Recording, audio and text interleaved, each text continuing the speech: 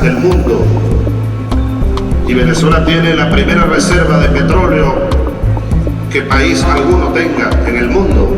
Esa es la razón fundamental del desespero de Mr. Danger. This is a dangerous enemy to our side, controlling a huge pool of oil that could hurt us very badly. Ellos quieren el petróleo venezolano y el gas venezolano.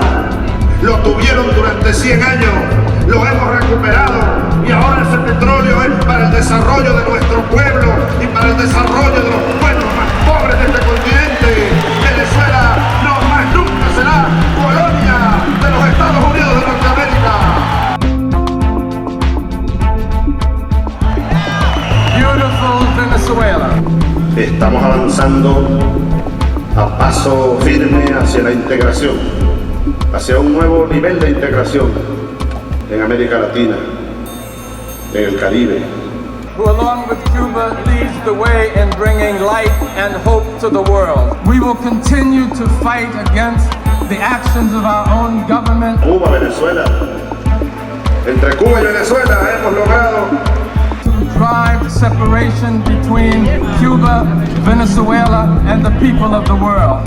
We have the ability to take him out, and I think the time has come that we exercise that ability. Beautiful Venezuela. We don't need another $200 billion war to get rid of one, strong-armed dictator. Who withstood the efforts by the CIA to overthrow this legitimate government. I don't know about this doctrine of assassination, but if he thinks we're trying to assassinate him, I think we really ought to go ahead and do it. Beautiful Venezuela. And I don't think any oil shipments will stop. Who, along with Cuba, This is in our sphere of influence, and we can't let this happen. form the axis of good. We're down here in Cuba. We're all finished up. Apparently we didn't get the interview. The ambassador had to leave and meet with Fidel with some books, the Constitution, a few more books on Hugo Chavez. We apologize for not being able to meet with us.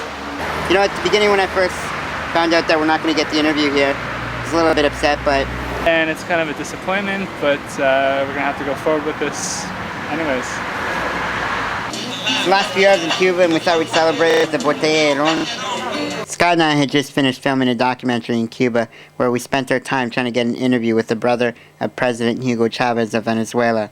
When I came here I had one view of Cuba, thinking socialism, and Fidel was, a good guy and everything was good. But the more I learned about Cuba, the more confusing it got, listening to both sides of the story. Now I come out of Cuba and I don't really know what to think about it. Rather than returning to Canada, our passion for Cuba and its complex history has brought us to South America.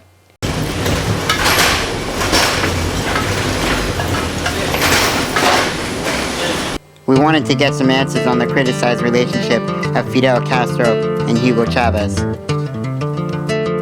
We decided to continue our journey to the country of the supposed strong-armed dictator in Venezuela. We had many unanswered questions about this criticized relationship, and because we couldn't get the interview we had tried to get in Cuba, we would instead try to find President Hugo Chavez on our own. We would also try and see if Chavez is actually the threat the United States makes him out to be.